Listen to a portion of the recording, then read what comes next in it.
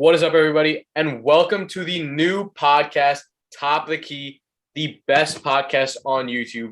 I'm Aiden here, and I'm here with the two people that created this podcast with me, Science and Victor. These are going to be the permanent co-hosts on this podcast.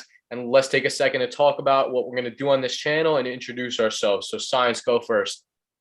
I'll say it once more, and I'll say it again. It's Ciderman, a.k.a. Cy the Guy, a.k.a. Scientist. You know it's me. You know it's here. You know it's real. We're at the top of the key. Let's get to work. Let's get to business. Let's go. All right, Victor. I'm Victor. I don't got any nicknames, but My boy Victor Cruz right here. Victor Cruz. one thing I could say is that touch- Top of the Key podcast is going to be the number one podcast in the entire world. Yeah, and Fucking impulsive.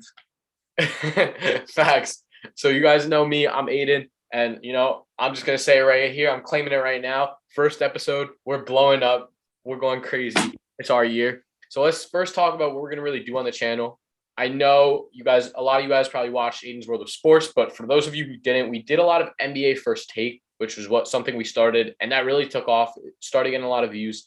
And so we're going to move a lot of that to here. We're going to strictly focus on NBA content, where, potentially interviewing NBA players, coaches, maybe doing some trade deadline coverage, recaps of games. Maybe those are going to be shorter videos. It's not going to be long podcast episodes, but, maybe once or twice a week, we do recaps of a bunch of the games. Definitely breaking down like streaks, whether, it's a player's hot streak or a player sets a record or whatever it could be. Embiid. And, so we want to really do something unique on this podcast, something that makes us better than every other podcast out on YouTube. And I think it might take a little bit to find that one thing that sets us apart from everyone else, but we'll get there. We're going to blow up.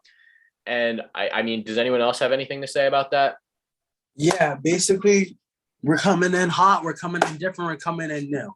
You're going to come in with some style. We're going to have some crazy nice takes. They're going to be some hot takes. They're going to be some good takes. We're going to debate, and we're going to be civilized. So let's get into it. Come on. All right, so let's get into it first. We're about a month away from the trade deadline, maybe a little less. So let's talk about some rumors that's going on. Obviously, the one rumor that's been going on since last offseason, Ben Simmons. We could talk a little bit about him. I know, Victor, you're a Sixers fan, so we could get into that a little bit. Russell Westbrook, maybe even Anthony Davis is another potential name that might get moved. You never know. There's a lot of De'Aaron Fox is probably going to get moved from the Kings. Tyrese Halliburton has been popping off, and so they might want to find a starting spot for him every day. So let's get right into it, and let's start with Ben Simmons. It's been rumored that the Sixers declined to trade from the Kings De'Aaron Fox for Ben Simmons straight swap. They seem that they want like a Damian Lillard or James Harden type of talent for him, and I find that ridiculous. Victor, I know you're a Sixers fan. Talk to us about it. What do you have to say? I think Daryl Morey, which is our GM, is just – I can't say that word. He's just stupid. He wants the most from Simmons when, like, he's not even playing. Teams can't even see how good he'll be for their team. He hasn't played since the playoffs, and we all know the playoffs he was absolutely terrible. So, like, the fact that they declined De'Aaron Fox, I don't know if they're going to get anything better than that. Like, he's still – last year, he's like 25 points per game, damn near – he might have been an all-star, I remember. Damn near all-star at least. And they're not going to get Damian Lillard. Even if they did, he's out. He might be out for the whole season. And Harden is not going to get traded anymore. We had the opportunity at one point. We declined it. And now we're going to end up with fucking – I don't know, probably just some bum, and then we're gonna have to trade Harris too. I feel that. Peep this. I feel that Ben Simmons, if he comes back to the Sixers, if he starts playing for them ever again, I feel it's gonna either go two ways. He's either gonna fix his mistakes very well, and he's gonna be a very lethal caliber, not only to a danger in the East Conference, but to the entire NBA. It's going to be a very huge problem. Because honestly, he just needs to work at his shot and his confidence when it comes to decision making. Because that's what it really comes down to when you're an NBA player, and what makes a good NBA player from a great NBA player. Yeah. So you have to really see. You have to really see the difference. his confidence, like even if he doesn't shoot that well, if he can just get like even like a Giannis level jumper, that would just be insane improvement. Or even just like a more dominant, like just like just dominating like what in his strong suit. Like for example, in the playoffs, someone's like scared to put up like layups against like these like centers, like when he should like he's like what 6'10". Yeah, 6'. he's He's like 6'10". He should have the confidence. He has the skill. He just doesn't have confidence. And I think that playing in Philadelphia, I mean, it's not as big a market as New York or LA, obviously, or Chicago, but it's still a pretty big market. NBA Also, the fans are lethal too. They're ruthless. Man, Philly that's like the worst. Philly fans are ruthless, and I think they shit on Ben Simmons worse than the rest of the league. And Ben Simmons, like, whatever confidence he had before, it's gone now, and now he's like, depression, mental health issues. Nah, but this is the thing. Whatever. It's up to him now. Is he gonna choose that to let all that hate overcome him and become depressed and as a little bitch, or is he gonna like just use all that like hate and fuel it and be a beast? We'll never know. Hopefully, we'll see soon. It's not even just centers that he can dunk on. We all know that one play in the playoffs where he could have dunked on Trae Young in like the crucial moments of Game 7. Yeah, but he passed it up. That lost the Sixers Game 7. But he passed it up because he was too scared that he was going to get fouled and have to shoot free throws, and then everyone would make fun of him, and then he'd sell the game, which he already did anyway. The biggest thing, if he can just get his confidence up and be more aggressive, that's all we need. Like the jumper. Also, bro, why is he scared to shoot free throws? He's in the fucking A. Why are you like scared to shoot free throws when you're in the NBA? Like you should be making them shits. Like that should not be a center has like 81%, but our point guard shoots like 50%. I don't understand. So well, I mean, when you're Joel Embiid, when you're like a point guard under Joel Embiid, it's like kind of hard to outshine that. I think it doesn't matter. They don't fit each other. But the Sixers need spacing, and Ben Simmons doesn't offer you that unless he works on his shot and he gets confidence. Because you see him in the offseason baiting everybody every year in that same gym. Bro, that gym turns terrible NBA players into gods. Like you see their clips in that gym in the offseason, they don't miss. Yeah. And then, I mean, obviously amongst regular people, they're like fucking. But they're gods. running scrimmages against other NBA players. It's like all-stars scrimmaging against each other, and Ben Simmons working in the lab, and he looks like Steph Curry in there. And he comes out. Because he has so much. Bro, I'm telling you, as a person who plays basketball, you need confidence. Without confidence, you're not going to succeed. Exactly. And obviously playing in packed ass arenas, bro. Like when you're known for not shooting, you're gonna be like kind of like timid to shoot the ball. Mm-hmm. But, like when you're playing in like runs with like people and like amongst those people, but like no one's like really watching. It's just some cameras. You could blick that shit all you want. Exactly. Talking about like spacing, the Sixers spacing is not good at all. But the only reason why it's even like serviceable is because of Seth Curry. If we didn't have Seth Curry, our team would actually be so bad. Like we'd have no shooters. Danny Green's supposed to be our shooter. He gets 0 points in 26 minutes. He sucks. We have no other spacing. Curry saved us, to be honest. What? Seth Curry is probably, I think, one of the most underrated players in the league. He has like the best contract in the league, I think. Isn't he only getting paid like $6 million? Yeah. $6 million a year, like $7 million or some shit, and it's because his brother. It's because of his brother.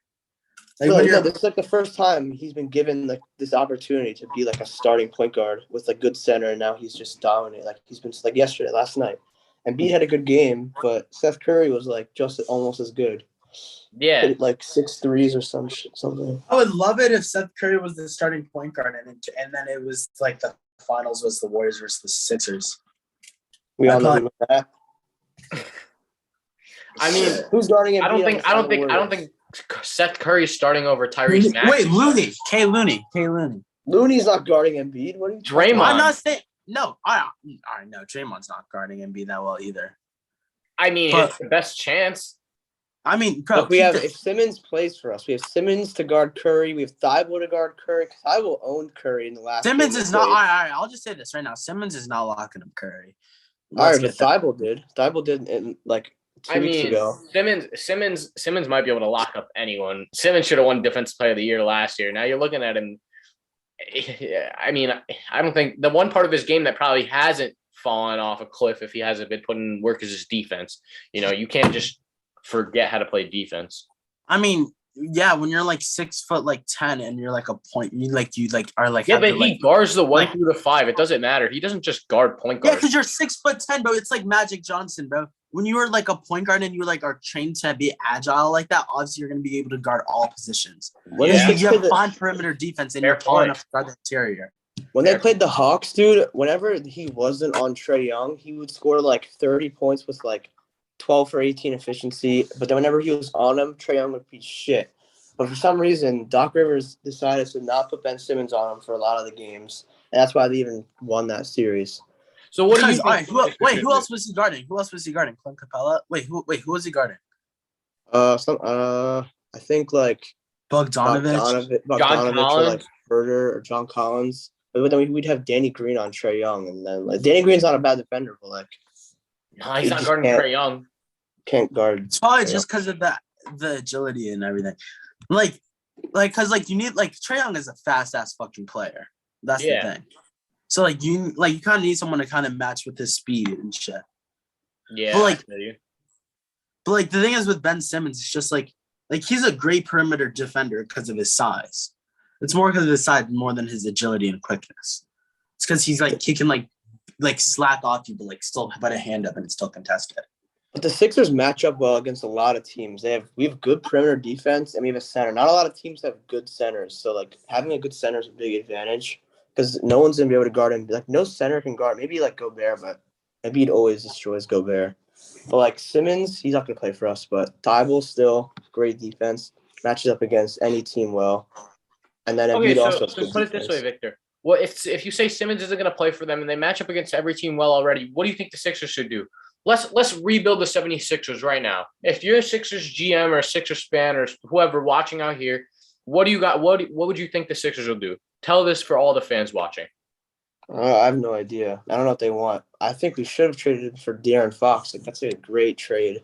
De'Aaron Fox is still a beast. So don't tell me what you think. So don't tell me what you think they're going to do. Tell me what you want them to do right now. No, they're not. That's not what I think. They already declined that. I don't think they're going to do that. I think they should do that. They should have traded for De'Aaron Fox. But I think they're going to – I don't even know. They're trying to get Simmons back on the team. Tobias Harris, I want him gone the most. He's not good.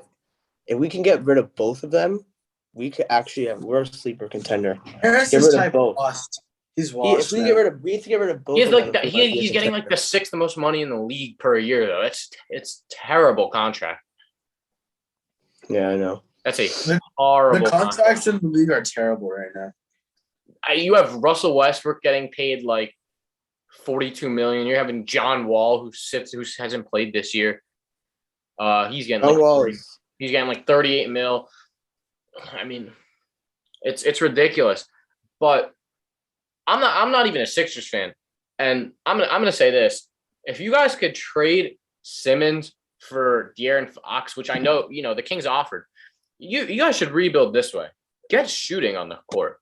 Trade Simmons for De'Aaron Fox, or even if you want to go, if you don't want to go for him, or let's say your value shoots low, or you want to trade away Tobias Harris to the Kings, you can't get De'Aaron Fox. Get Buddy Hield, and John Collins wants out. And the Sixers and Hawks have been talking. So that would be a better trade. Peep this. Because you don't need, bro.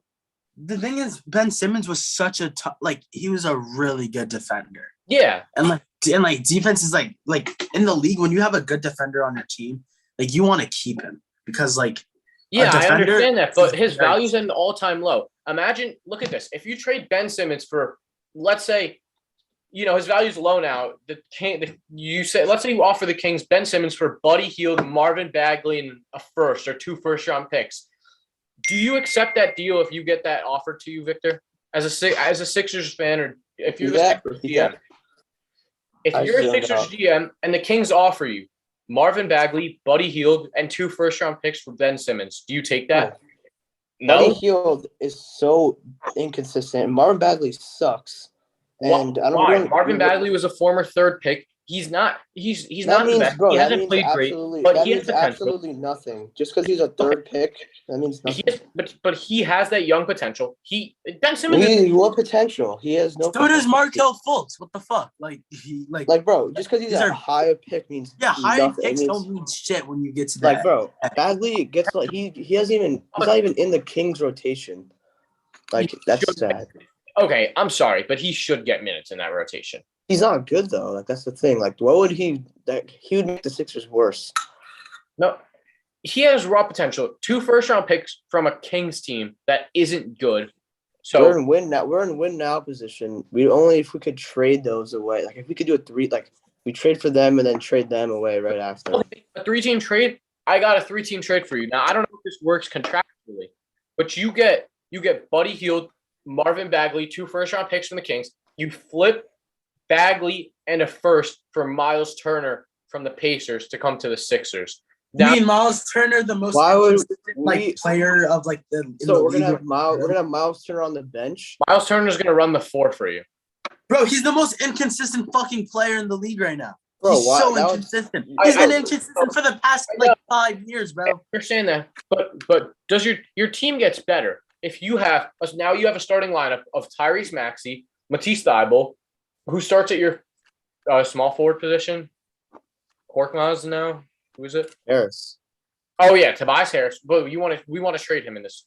So we don't know what our 3 positions going to be. Then you have Miles Turner and Embiid. Okay. Bro, wait, but Miles Turner, 2 7-foot-tall players on the court at the same time. That would suck. Turner's a smaller center. He's like 6'10". That's still really tall. And he's not like a Ben Simmons 6'10". He's a Miles Turner 6'10". He's like 6'10". Yeah, I know what you mean. But still, think about that. Miles Turner is one of the best 3-point shooting centers in the league. It improves the spacing. Then you get Buddy Hield off your bench as well. You also have Seth Curry coming on your bench. You have now we're flipping. Wait, no, I don't think that would be good because we also still have Drummond too. You put Bagley in a first for Turner. Okay. I wouldn't like that. Now Tobias Harris. Who do you want for Tobias Harris? You want a small forward. So let's say you hit up the Suns. Mikal Bridges. They would never do that. Why wouldn't they? Mikal Bridges might fit their scheme, but Tobias Harris might score more for them, and they might need more offense. Now, bro, they don't care about the fuck. Mikal Bridges is like what, 24 years old or some shit? Okay, 23, 29 or 30. He's not that old. But he's playing well with the Suns. Why would the Suns do that? The Suns are the first in the league. Realistically, why would they do that? But if you could offer a trade good enough with Tobias Harris to send him to the Suns for something like Mikal Bridges, you do that, and then you take that bench that you got from the Kings. You got Buddy Hield. You have now Miles Turner, and look at that. All of a sudden, your team is somewhat of a contender. Think about it. If you want, what would the Kings benefit from doing that? What would the Kings benefit from doing that? They get Ben Simmons, who they can pair up with De'Aaron Fox and Tyrese Halliburton, who's a young player who has potential, who might actually want to play for your organization. Bro, we're gonna have 2 centers on the court at the same time. So you're telling me the Kings are gonna have a Ben Simmons who already has attitude problems, on top of the fact that his game is has shown that they're not gonna really go that far in the playoffs, according to what they have already seen. Okay. And on top of look at this. Now the Kings have a young core of De'Aaron Fox, Tyrese Halliburton, Ben Simmons, and Richaun Holmes. That's a good young core. That's a young core. I don't think it's not a good core. I'll tell you that. It's not a good it's just a young core. That's a playing team. That's a playing tournament team. All right, but you're forgetting about the Sixers side. Yeah, why but would that's we not have 2 playing. centers, doesn't do shit, bro. 2 centers on the court at the same time? Like, we'd have Miles Turner and Embiid on the court at the exact same time. That would suck. Our offense would be so slow. Embiid would get worse from that. Instead of flipping Bagley in a first for Miles Turner, you flip Bagley in a first for Jeremy Grant from the Pistons. Why would the Pistons ever trade Jeremy Grant? Because he doesn't want to be there, and they have no use for him. If they can get What do you mean that he doesn't want to? Wait, he announced that he doesn't want to be there. Jeremy Grant is a good trade piece for the Sixers. That makes sense. They could take on Tobias Harris' contract. They have no one. Like, that wouldn't even be that bad, honestly. For Jeremy Grant. Jeremy Grant's been injured and he's been pretty bad while he's been playing this year. But they would do like, I don't know. They would do a smaller trade for him, maybe like a Shake Milton and someone else in a first. But why would teams want Ben Simmons? That's my like real question. He's why so good though. Like, Because he's good. A lot of teams want Ben Simmons and they offer a lot for him. But the Sixers GM is they don't offer a lot. They offer like bad. Was offered for Ben Simmons. That's not a fucking good deal, bro. If we're being so realistic, Ben Simmons is a first fucking round pick. He should. The expectations when he came into the league were so fucking high. He's only 25 years old and he's still a good player. Like, he's still good. Yeah, with the mentality of like a point guard and 6'10", and then he just sells that fucking man like that their entire season like that. I understand that, but put that aside. If you trade for Ben Simmons, look at your risk reward. Obviously, I don't think De'Aaron Fox is a good offer for him. I think that's a little much. But if you can get him for somewhat of a realistic price, the risk reward, especially if you're a team that's not yet contending and you're trying to get over the hump, whether you rent him for the season, if it doesn't work out, you try and trade him again in the offseason, whatever it may be, the risk reward is such a high ratio because if he hits and if he plays well, you have a potential defensive player of the year. You have someone who can evolve into an elite level scorer and playmaker because you saw him score the ball at an elite level sometimes. You saw him play elite defense. He rebounds the ball like an elite guard, and he's an elite playmaker. You get a 5-tool player. Yo, Pete, this. I'm jacking, bro. You think? Do you think they would ever do a trade where it was Jordan Poole for Ben Simmons? I doubt it. The Sixers, you think? The Warriors would get so good if they did that. Ben Simmons would be so good on the Warriors, like, actually. Just under the coaching staff too. Bro, they have all the shooting in the world, and they get Ben Simmons. Then they just get a lockdown defender. Like that, they have two of the best defensive players in the league, two of the best shooters in the league. They'd be so good. Like, that would be crazy. I don't know. Warriors dynasty for the next 4 years. Yeah, because Simmons is still so young. Like, yeah, I'm not done with him yet. I think he can still be good. Honestly, exactly, but that's a great if you really think of that, that's like that benefits actually the fucking Sixers. It's a win-win trade, but I think. But who wins more? Warriors not worth that though. Yeah, the Warriors win more just because they have a better team and a coaching already around them. That's the only way they win more. If we're talking about player individuality, it's an even as trade. Yes, it is. Bro. Ben Simmons for so Jordan much better than Poole. Ben Simmons has proven himself in this league. He's shown 2+ years of stardom. All right, fine. Yeah, he's better than Poole. If you think he's better, you think he's like automatic. Like, if we're talking about this season right now. Obviously, this season right now, he's not better than Poole. Poole's been the most improved player of the year, but also his role's been amplified. Now they're setting back into their midseason form. Klay Thompson's coming back. Chemistry's going to mesh. Things are going to change a little bit. Not saying that he's going to chemistry's not going to mesh. Bro, Klay Thompson has trained with the Warriors, bro. Klay Thompson is training with them, like way before that. But training and playing on court in an in-season NBA game is so different. And not that it's going to change a lot. Jordan Poole isn't going to get much worse, but he's not going to keep the same level of play and the same numbers if he's getting less and less and less playing time as the season goes on. Because now that's not true. Because he's not going to get like, bro, the way Warriors do their rotation. Playing time is going to increase 5 to 7 minutes throughout the course of the rest of the season per game, which sucks because he's been a most improved player of the year candidate, and he still will be throughout the season. But yeah, but you have Klay Thompson ahead of you, obviously. Like, I understand that. So that's what I'm saying. So this season, yes, he's been better than Ben Simmons because Ben Simmons hasn't played, and the last you saw Ben Simmons, he was terrible. But look at it this way: overall, Ben Simmons is a much better player than Jordan Poole. I think anyone can agree to that. I don't think that's even a debate. And that is it for the first episode of Topic Key. Thank you all for watching. Hit that like button, subscribe, follow us on the gram, follow us on TikTok. I'm Aiden. I'm Cider Man. I'm Victor. And we're saying that's a wrap on the podcast. Top of the key, baby.